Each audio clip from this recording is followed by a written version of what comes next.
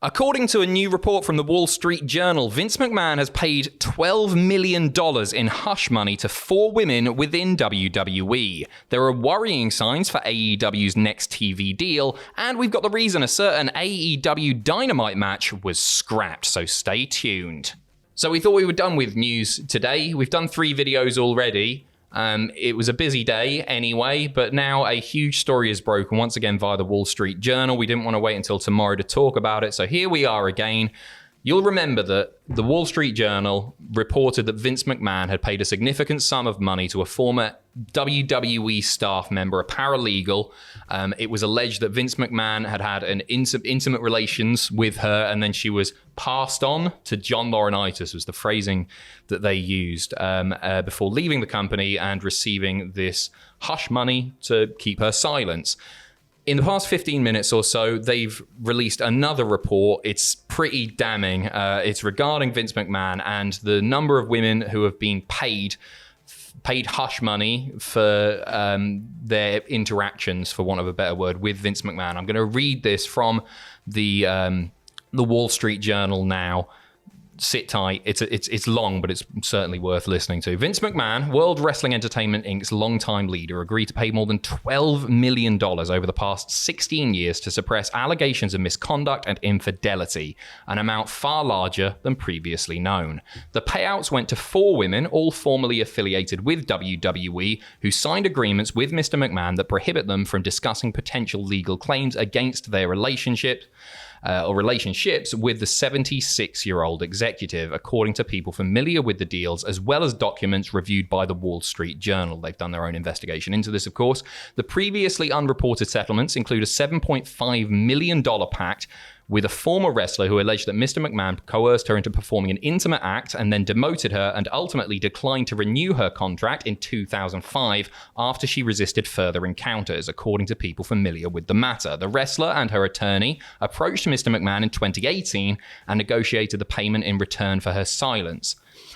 In another previously unreported deal, a WWE contractor presented the company with unsolicited photos of Mr. McMahon that she reported receiving from him and alleged that he had harassed her on the job, according to people familiar with the woman's 2008 non-disclosure agreement. Mr. McMahon paid her roughly $1 million, according to those sources. And in a 2006 settlement, a former manager who had worked 10 years for Mr. McMahon before he allegedly initiated an intimate relationship with her was paid $1 million to keep quiet about it, once again, according to people familiar with the deal. Pretty damning stuff, as if it wasn't bad enough. Well, I mean, that's it, as if it wasn't bad enough. And, you know, obviously, we saw Vince coming out on TV almost to kind of play down the situation, I guess. But, you know, if things like this keep coming out, there's no way around it, is there? Like, I honestly wonder what's going to happen now. Obviously, before we were like, is Mr. McMahon going anywhere? Is Vince going anywhere after all these things have come out? I mean, if it keeps building and building and building like this, I mean, it was a huge deal in the first place anyway. I'm not taking anything away from that in the slightest. To add even more to this, and there being even more money involved and even more people involved in this too, like, what's going to happen? It's awful stuff. I expect to see Vince McMahon on SmackDown tonight. I imagine that'll probably be announced by the time this video goes up. Coming out, people bowing down to him in the audience and stuff like that. It's one big ego trip, isn't it? Vince come out, swings his balls and basically just say a big power play. I'm not going anywhere. Yeah. Can he do that tonight? Will he do that tonight? Will he do that on Monday? It wouldn't surprise me. It's Vince McMahon. I mean, something's got to change. So I think something genuinely very much has to change. I think for someone to have done things like this and stuff come out about it, like with future potential partners in certain ventures and things like that, I mean, this has got to be a damning image, absolutely, for Vince McMahon and WWE, to the point where I think something has to be done. Something has to change. I mean, a lot of us expect Stephanie to take over, their internal investigation to take place, and then Vince comes back and maybe there's a fall guy. It looked like it was going to be John Laurinaitis. But with everything here, I agree. Something has to change. Something should change. Yeah, absolutely. It's really frustrating seeing like Vince come out and people just like cheering him. Crazy. Sort of exactly what he wants. Yeah. And it's gross, isn't it? It is. It's really It is. gross. Moving on over to AEW now. Some worrying signs for AEW's next TV deal. This is via the Wrestling Observer. And it's stated, while the latest sports rights fees with Formula One and Major League Soccer have both had big increases, the fear of a recession has changed TV, and broadcast budgets have been cut by more than 30%, according to Lucas Shaw's newsletter and Bloomberg. So this is regarding AEW re-signing with any network, really. This applies to a lot of networks, and how they might fare financially and whether they will be able to continue making good money from TV, where it's viable. There have been networks cancelling shows they agreed to make, and both Peacock and HBO Max have cancelled recent projects. Optimism about streaming and its future has changed when Netflix numbers declined and rising interest rates have made the new streaming services worry a lot more about startup debt. Netflix and Amazon have become more budget conscious, and WBD, which is the company that AEW is on, of course, is making the biggest contractions of all. HBO is slowing down its spending, and an HBO AEW Max deal is something that has been talked about in the past, and TNT, TBS, and most of the European stations have given up original scripted programming. So it's really difficult to say what this actually means for AEW, because they do very, very well on Wednesdays, not so well on Fridays. Yeah. But it essentially means that it's fairly likely that if they renew, or even if they move stations with budgets on everybody's mind, streaming services, etc., then it's likely that they'll be paid a lot less. And perhaps because of that, the programming will suffer. They've got a lot of staff to pay, a lot of talent to pay absolutely. as well. So it'll be interesting to see where that goes. We'll keep you updated on it. In some exciting news on the AEW front, though, AEW apparently in talks with Stardom. There's been communication between AEW and Stardom.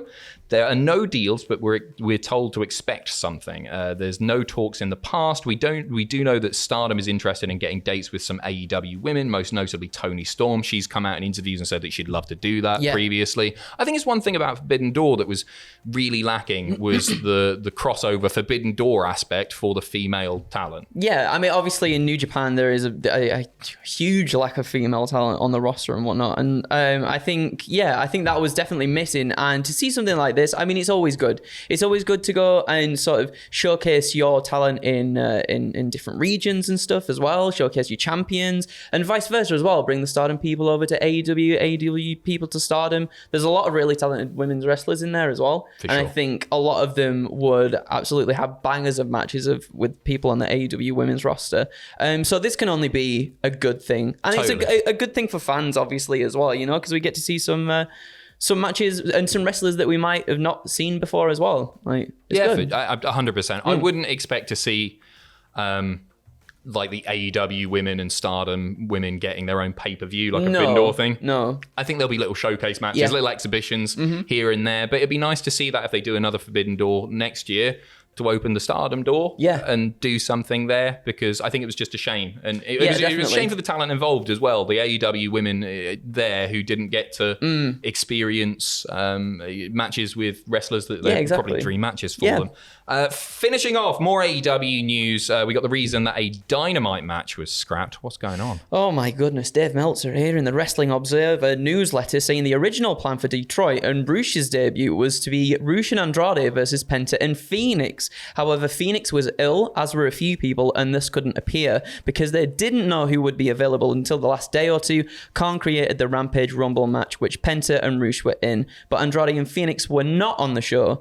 Then he was going to do the match in Rochester, but either Phoenix or Andrade wasn't clear to do the match, although both were at ringside. The plan is to still do the match ASAP on television, and I think that's a very, very good thing to do, because those two teams together, oh my goodness, gold. And we saw Penta and Rush as well on, it was this week's Dynamite, I think. I'm sure it was this week's Dynamite. It was one of them. You've done 4 of these videos. I know today now, and it was so good. It was so good, and yeah, hopefully to see all 4 people together whenever Andrade is in the ring with either Penta or Phoenix. It's like it's always a good match too. So get all 4 boys involved. It's gonna be a banger, and it's still coming. It's still coming, Adam.